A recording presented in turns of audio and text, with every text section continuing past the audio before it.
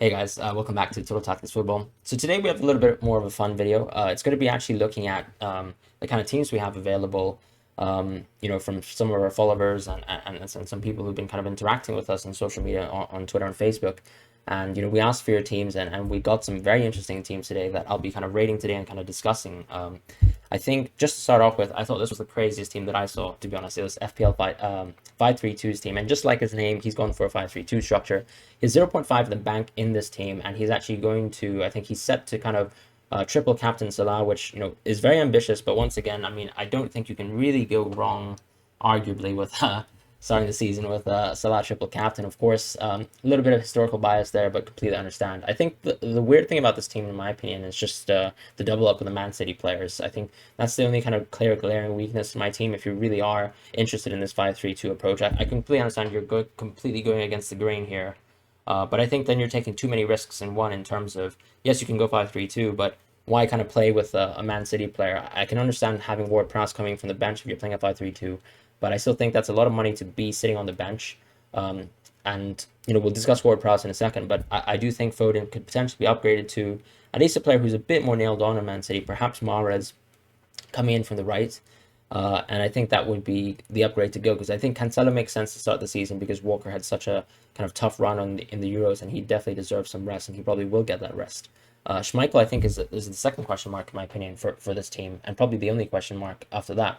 I think Schmeichel still pales in comparison to Meslier, and I completely understand why people think Meslier, had a peak season last year and probably won't repeat that. And I can see people talking about the kind of fall off of Leeds in the second season. But in my opinion, I would also compare that to their kind of championship run and how they were able to kind of improve year after year with Bielsa. And I think I don't really see a huge drop off in Leeds in terms of the way they kind of get at games. I think when we look at keepers, it ends up being the case that most of the budget keepers are the better ones in terms of whether or not they're at the top half of the table, the bottom half of the table. I don't think Leeds necessarily need to get a top 10 finish once again for someone like Meslier to do well as a keeper. And what I think Schmeichel suffers from is the fact that whilst the Leicester defense isn't actually fantastic, which means that they probably leak clean sheets, they actually don't concede many shots. So when you, for example, compare, let's say, Schmeichel's performance for Denmark, I think they conceded a lot of shots as a team, and that's why he became such a great fantasy pick there. The England game being a kind of prime example of that. But when you actually watch Leicester play in person, they don't actually concede many shots, but sometimes they are prone to a few errors in defense, and I don't like the Leicester defense with James Justin out. I think he was actually a core piece of that defense, and we've seen them flexibly change from back four to back five, implementing different players at different times, and I don't really like having Schmeichel, and that's my only kind of criticism. Actually, sorry, the last point would be, once again, Ward-Prowse, which I mentioned a little bit earlier, and that kind of goes in tandem with the Foden point, right?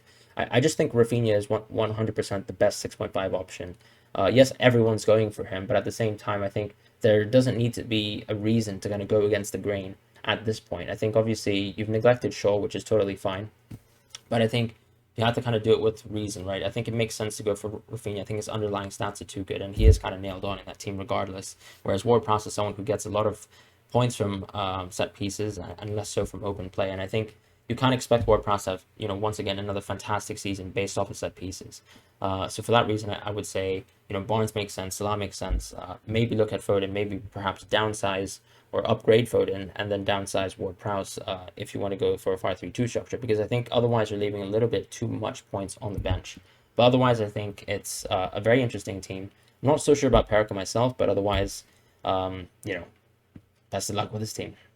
The next team is actually going to be Quang's team, and he sent this through Facebook, and it's very similar kind of to the template structure that I created for the updated Game Week 1 draft that I posted around last week, and I really like it because, of course, it has a lot of nailed-on players in terms of, Ben White, for example, who's joined Arsenal. I think it makes a lot of sense as a pick. I think Chambers is someone that I'm actually closely looking at, especially in the preseason, just watching him and seeing how kind of favored he is by Arteta, and I think, as I mentioned, in the back half of last season, he was someone who was very much featured by Arteta, and I think he could be a bit of a steal in the sense that he probably could get more points than White if he is just as nailed on.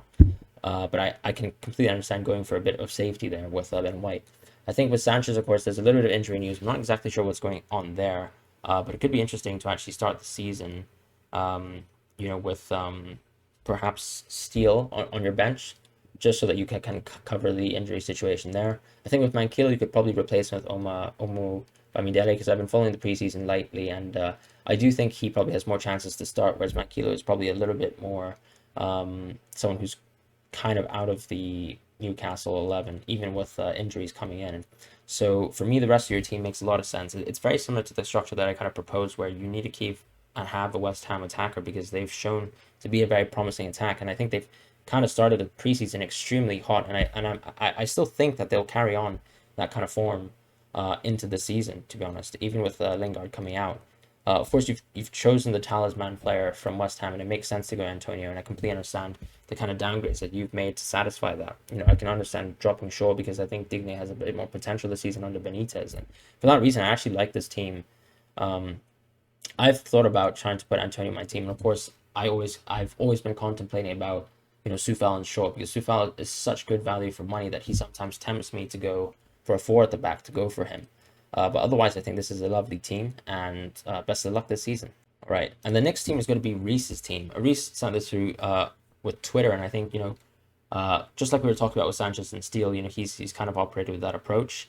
The interesting thing, of course, is that there is literally no bench here in terms of any kind of flexibility and budget, right? So you have two 4.0 defenders, and I can understand both of them potentially starting. We've seen Hover from Wolves play a few games in the preseason, and perhaps he can feature some minutes.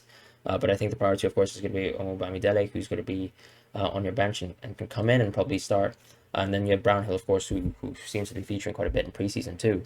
I think, of course, whenever someone goes for someone like a Son, Salah, and Fernandes Trident, it completely makes sense that you'll see such kind of little wiggle room in terms of the budget. And I think the only thing is, I think the bench is still a little bit too weak. I think, with Tony, yes, he's a great 6.5 option. Everyone's interested in him, but I think he's not necessarily set to have the best season ever. And I think there's a lot of great competing 6.5, even 6.0 options, right, from defense. And especially since you've kind of missed out on Antonio, I kind of think that perhaps going for Benrahma, just so you can get a 4.5, perhaps defender who is a little bit more nailed on over Hover, for example, from Wolves, would help the team a little bit because, for example, you will then have the option, let's say if you start with Beltman, to go into Lamptey as an example. Of course, you're very strong in terms of the Brighton team. I get that. Perhaps dropping one of the players in the future doesn't seem like foreseeable, right? Especially if you already have the two keepers set up to kind of prevent the Sanchez injury. But I still think that that's the only weakness of the team. It's just that kind of budget because we know that Son, Salah, and Fernandes are tried and trusted properties. And then the thing is, Smith Rowe, especially with potential Arsenal kind of transfer situations, might put that 5.5 pick into question. And then you might have to pivot into someone like Dallas potentially if, let's say, Arsenal are able to sign at 10. But otherwise, I think the team makes a lot of sense. I kind of like the ambition there in terms of going for Wilson. He's obviously a fantastic underlying kind of stat player and someone who always returns fantastically in Wilson when he's like not injured. And I think Watkins, of course, with the opening fixture that he has, makes sense to go for him. Only thing I would say is probably there's a lack of ability to kind of scale upwards in terms of the forwards, right? So that would be the only kind of question mark I have in terms of, do you have options to kind of pivot into someone like Calvert-Lewin and someone like Bamford if they're having a better season than some of the other forwards? But that's it, really. I think the team is very interesting. Always respect someone who tries to go for the Son, Salah, Fernandes trio, and good luck with that, of course. And the last kind of team we have is coming from A-Gang on Twitter as well. And A-Gang has a very similar structure in the sense that he's gone for Son, Salah, and Fernandes, gone for Sanchez as a keeper, and then has gone for a little bit of a cheaper defense, which is how he plans to kind of get Watkins and Antonio into the team. So once again, another 3-5-2 setup. And here, of course, the alternative is that he's gone for Dallas, and it makes a lot of sense to go for this kind of Leeds triple up, in my opinion. And I do like that because, with the Leeds triple up, I think it's very ambitious. But there was a precedent last year set from the way that Leeds play that they're basically one of the most healthy FPL kind of sides to kind of support. And the underlying stats for Dallas, of course, really support the fact that he benefited from a defender, but I can understand going for Dallas at this stage. I do still think it's a little bit of a question mark for me at this point.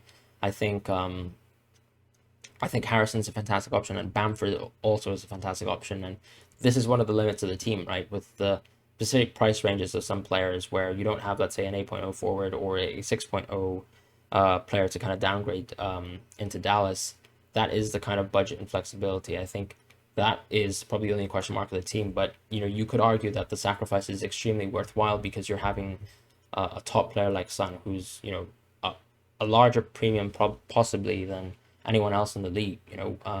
Just based off of last year's performance, especially given his kind of price at 10. And so I think it's kind of nice that you have at least Sufal and Alexander Arnold, and then a very strong kind of defensive pairing, which I think, like, when we contrast to the previous team, that gives a bit more, I think, breathing room for us as a manager, right? To kind of see potential options where our bench can have a little bit more of an impactful role in the team.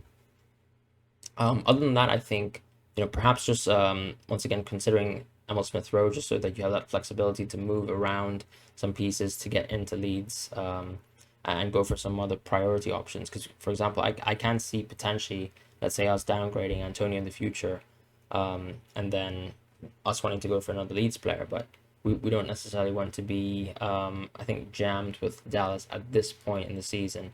Given that the fact that I think you want to be flexible with how you want to go into Leeds players. But that's really about it for now. But yeah, that was it, guys. That was kind of the teams that we had to review for this video.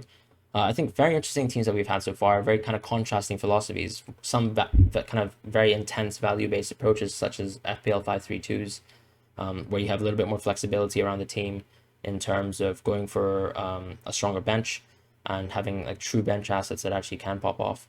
And then also having, some very interesting teams where there's a lot of a preference for a very strong starting 11, or even a starting 3 in the midfield where you have Son, Salah, and Fernandez. And I can completely understand that too, given the fact that we saw such a fantastic performance from those 3 select players last season, and we don't really expect anything of that to kind of change, because it's not like fundamentally the Spurs team has changed very much. Man United have benefited from another technical player who can probably draw more penalties, and we know what Bruno can do in open play already. And then, of course, with Salah, we expect a better season just simply due to Liverpool. But I think there's also, a question, of course, of how you manage your budget. And I think sometimes you don't really want to be too thin just so you can actually get the best players possible. It's about making sure that the whole of your team has that sort of value, but also making sure that you don't leave that value on the bench. So I think these are the kind of contrasting theories that we've seen. And ultimately, you should pick the team that you believe in based on whatever theories or even kind of historical empirical data that you've had. And at the end of the day, anything can go on in football. We know last season was a crazy season where games were suspended and whatnot, and perhaps you could benefit from the bench. But other than that, I want you guys to have a wonderful weekend, and good luck with your teams. If you guys have any comments, please feel free to leave them below. If you guys have any comments about some of the teams we saw, I'm sure some of our followers would like to see how people react to the teams. But otherwise, once again, have a wonderful time.